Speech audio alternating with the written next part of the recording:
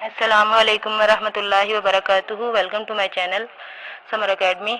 تو آج اس چینل پہ ہم سیکھنے جا رہے ہیں کہ خاموشیوں کا مقام کیا ہے، خاموش رہنا کیوں ضروری ہے۔ تو ہم سیکھنے جا رہے ہیں خاموش رہنا کیوں ضروری ہے۔ تو دوستو آپ نے دھیان سے سننا ہے، کیونکہ جتنا کامیاب ہونے کے لیے خاموشی ضروری ہے اتنی کوئی بھی چیز ضروری نہیں ہے۔ تو چلیے سیکھتے ہیں۔ رتبہ تو خاموشی کا ہوتا ہے، رتبہ تو خاموشیوں کا ہوتا ہے، الفاظ تو بدل جاتے ہیں لوگ دیکھ کر۔ آج کی اس ویڈیو میں ہم خاموشی کے کچھ فوائد جو ہیں وہ آپ کے ساتھ شیئر کرنے جا رہے ہیں کہ اگر انسان خاموش رہتا ہے تو جسمانی مشقت اٹھائے بغیر بہترین عبادت ہے۔ خاموشی بہترین عبادت ہے جس میں آپ کی کوئی بھی مشقت نہیں لگ رہی، صرف آپ نے کرنا کیا ہے، کچھ بھی نہیں، جسٹ خاموش رہنا ہے۔ پہلا فائدہ، دوسرے فائدے کی طرف چلتے ہیں۔ آرائش و زبائش کے بغیر زینت ہے۔ انسان خاموش رہتا ہے تو یہ اس کی زینت ہے، یہ اس کا وقار ہے، یہ اس کا ایک معیار ہے۔ جب تک وہ خاموش رہتا ہے تب تک اس کے بارے میں کوئی جان نہیں پاتا کہ یہ کیا ہے اندر سے۔ جیسے ہی کوئی دکان بند رہے تو نہیں پتا چلتا کہ اندر ہیرو جواہرات ہیں یا کوڑا کباڑ پڑا ہوا ہے۔ تو جیسے وہ اپنی دکان کا شٹر کھولتا ہے تو پتہ چل جاتا ہے یہ ہیرے جواہرات کی ہے یا کہ پھر کوئلوں کی ہے۔ تو اسی طرح انسان جب تک خاموش رہتا ہے تو اس کی زینت اسی میں ہی رہتی ہے، اور اگر وہ لپس اپنے کھول لیتا ہے، بول پڑتا ہے، تو پھر پتہ چل جاتا ہے کہ یہ دکان ہیروں کی ہے یا کہ کوئلوں کی ہے۔ تیسرا فائدہ اس میں کیا ہے، بادشاہت اور اقتدار کے بغیر روب و دبدبا۔ جب تک انسان خاموش رہتا ہے اس کا سامنے والے کے اوپر ایک روب رہتا ہے، ایک دبدبا رہتا ہے۔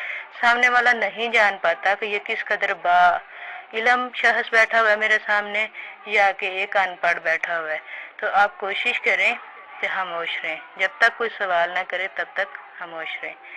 چوتھا فائدہ، اونچی دیوار کے بغیر مضبوط قلعہ، یعنی بغیر گھر کی اونچی دیواریں کیے، بغیر اپنی ذات کے ارد گرد اونچی دیواریں کیے ایک مضبوط قلعہ ہے۔ جیسا کہ انسان تقوی اختیار کرنے کے لیے اپنے لیے کچھ نہ کچھ قواعد و ضوابط بناتا ہے، یہ انہی میں سے ایک خاموشی بھی ہے کہ آپ جس قدر خاموش رہیں گے اس قدر متقی بن جائیں گے، اس قدر محفوظ قلعے میں ہوں گے۔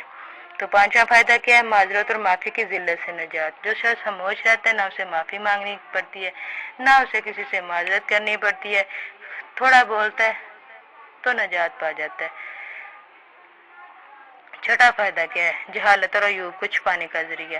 اگر آپ کے پاس علم نہیں تو آپ خاموش ہیں تو کسی کو پتا نہیں کہ یہ کیوں خاموش ہے۔ سم ٹائم آپ کی خاموشی کو وہ آپ کا علم بھی سمجھ سکتے ہیں، تو اس سے آپ اپنے عیب بھی چھپا سکتے ہیں، خاموش رہ کے اپنی جہالت بھی چھپا سکتے ہیں اور عیب بھی چھپا سکتے ہیں۔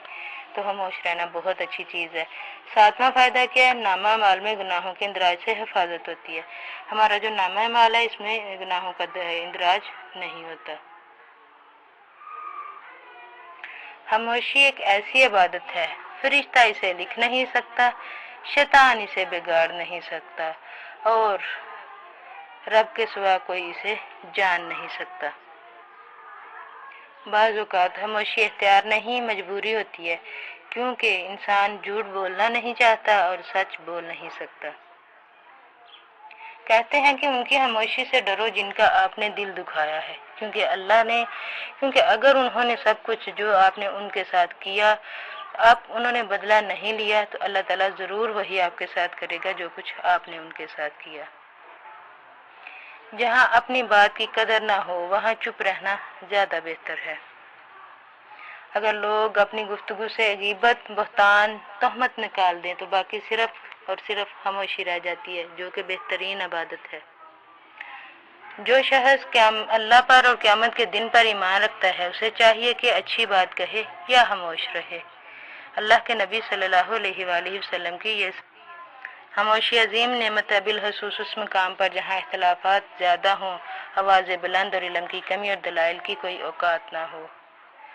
اگر آپ کے ساتھ ناانصافی اور زیادتی کی حد ہو جائے تو صرف اتنا سوچ کر خاموشی اختیار کر لینا کہ جو ذات اوپر بیٹھی ہے وہ بہت بے نیاز ہے۔ ہمیشہ خاموشی اختیار کرنے سے تیرے فکر میں نور پیدا ہوگا۔ حضرت علی رضی اللہ تعالیٰ عنہ فرماتے ہیں کہ ہمیشہ خاموشی اختیار کرنے سے تیرے فکر میں نور۔